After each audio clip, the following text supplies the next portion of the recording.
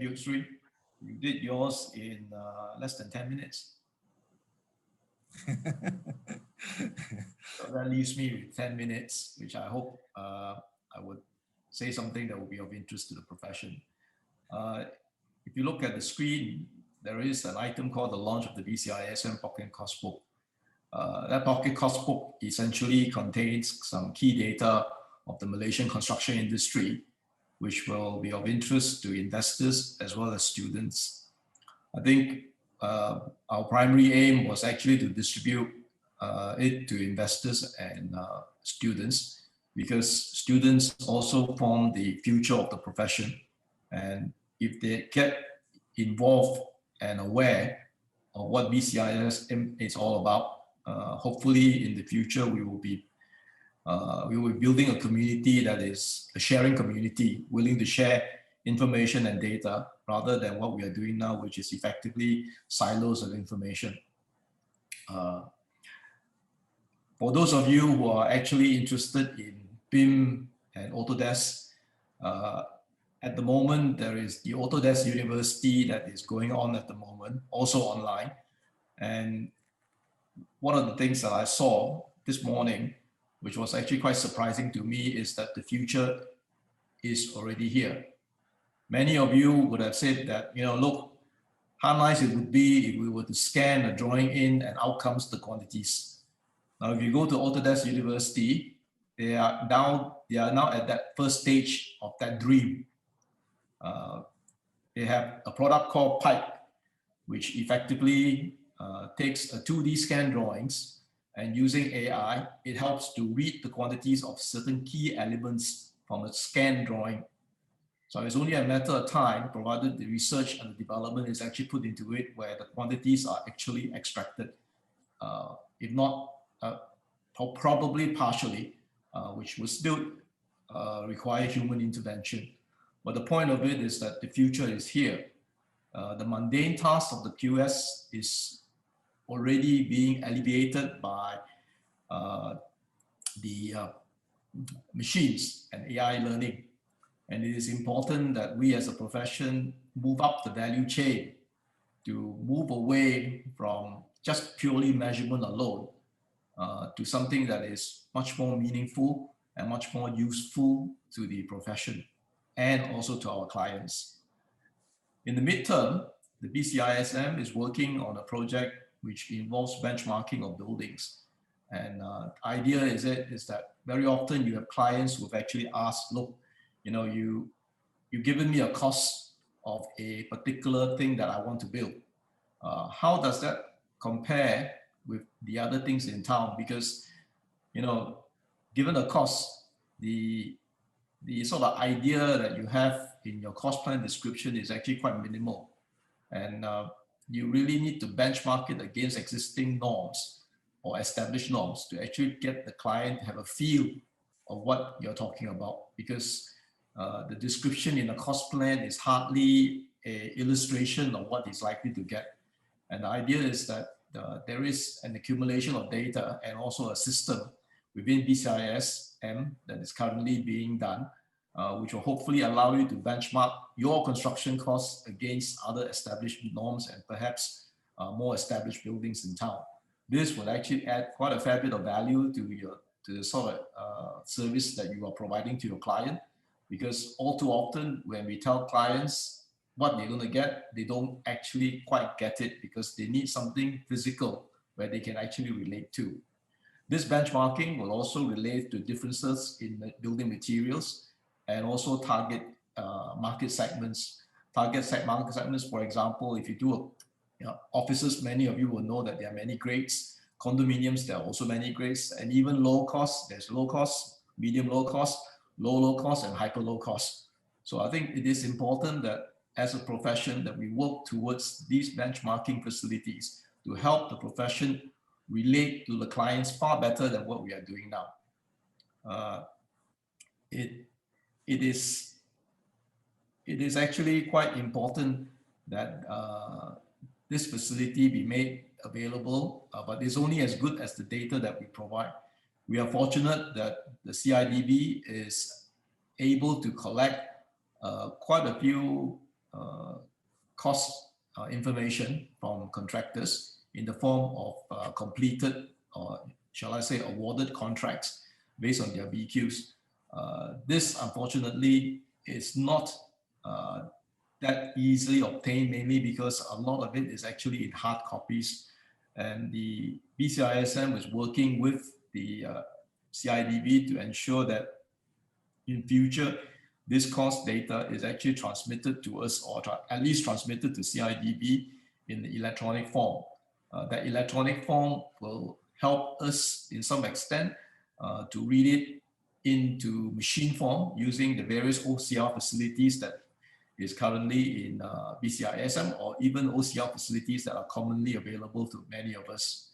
This will be one of the biggest steps that we have in getting our data sourced in electronic form, rather than the huge piles of papers of the BQs that is actually delivered to BCISM every quarter.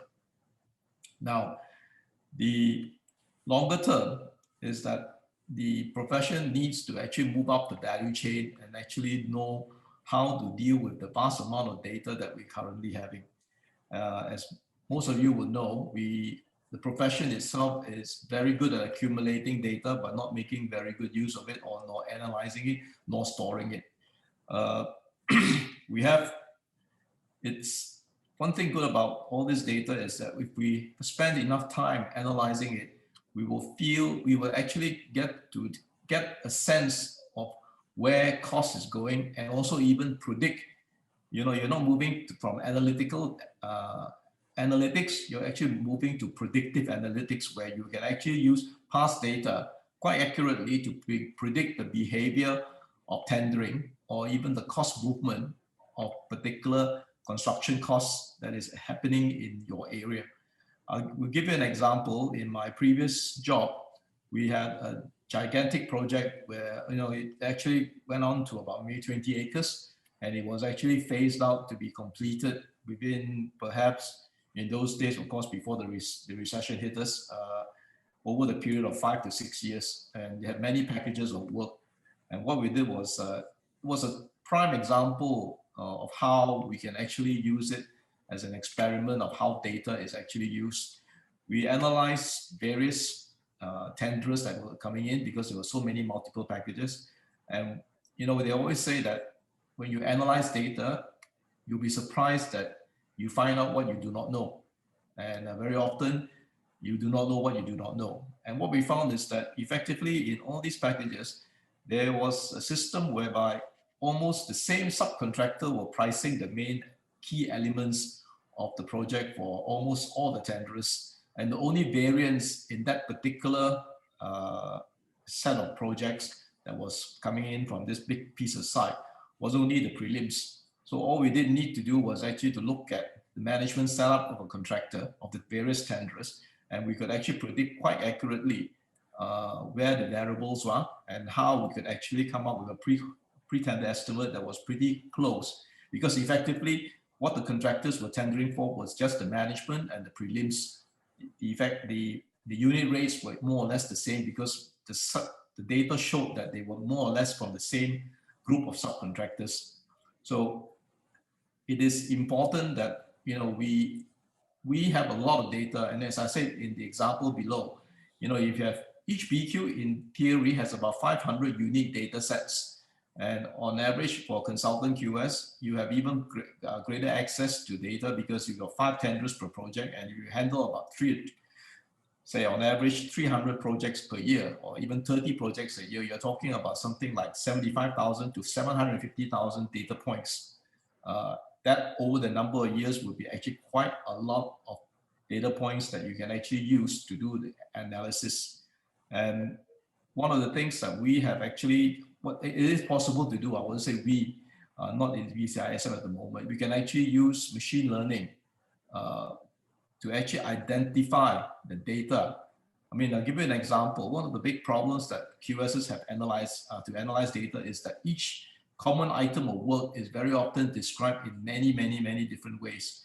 Concrete 124, concrete grade 20, and, you know, essentially it means the same thing, but because of the unique way or lack of a standard library, these items are actually described in a very haphazard manner. And to filter this through, you effectively need a human being who actually knows what is the difference. Now, with the increase in the use of machine learning, and of course the easy availability of it in public domain, you can actually use this machine learning to pick up common items that are essentially the same data and group them together for analytical purposes. So that is something that is very exciting if we can actually have enough data to feed the machines, that is the software machines that are, or software bots that are actually available in public.